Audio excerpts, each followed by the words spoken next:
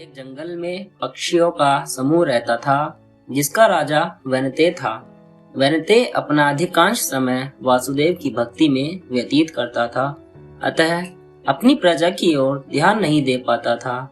उसकी प्रजा उसके प्रति उसका विरक्ति भाव देख अप्रसन्न थी। एक दिन समस्त पक्षियों ने सभा की, जिसमें चातक, कोयल, बगुला, हंस, तोता, उल्लू, कबूतर आदि पक्षी एकत्रित हुए और इस विषय पर चर्चा करने लगे। चातक पक्षी बोला, हमारा राजा वैनतेय वासुदेव की भक्ति में अपनी प्रजा को ही भूल गया है।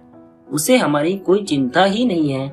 ऐसे में उचित होगा कि हम किसी अन्य को अपना राजा चुन लें। सभी ने एक मत से उल्लू को अपना राजा चुन लिया और उसके अभिषेक की तैयारी में जुट गए। उसका राजमुकुट और राज सिंहासन तैयार किया जाने लगा। गंगा का पवित्र जल मंगाया गया और अनुष्ठान प्रारंभ हो गया। तभी कहीं से एक कौवा उड़ता हुआ उस स्थान पर आया जहां उल्लू के राज्याभिषेक की तैयारी चल रही थी। सारी व्यवस्था देख वह सोचने लगा कि यह सब किस लिए, किस समारोह के लिए ये सारी व्यवस्था की जा रही है। उसने कोयल से पूछा, मित्र, यहाँ किस उत्सव की तैयारी चल रही है? कोयल ने उससे उल्लू के अभिषेक के बारे में जानकारी दी। यह सुन कौवा हंसने लगा। उसे हंसता देख समस्त पक्षी उसके आसपास एकत्रित हो गए। उन्होंने उसके हंसने का कारण पूछा। कौवे के कहा, राजा के लिए तुम्हारा चुनाव गलत है।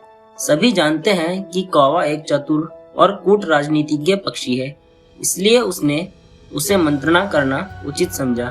कौवा कहने लगा, क्या तुम लोगों के पास राजा के चुनाव के लिए प्रत्याशियों की कमी है? तुम लोगों को क्या सूझी कि सौंदर्य के घोतक मोर, हंस, सारस, चक्रवाक, शुक्र जैसे पक्षियों के रहते टेढ़ी नाक वाले उल्लू को अपना राजा चुन लिया। वह कहता गया, उल्लू रौद्र स्वभाव का आलसी, कायर, व्यसनी और कटुभाषी पक्षी है। ऊपर से दिव्यांध है। वह तुम्हारा क्या हित करेगा?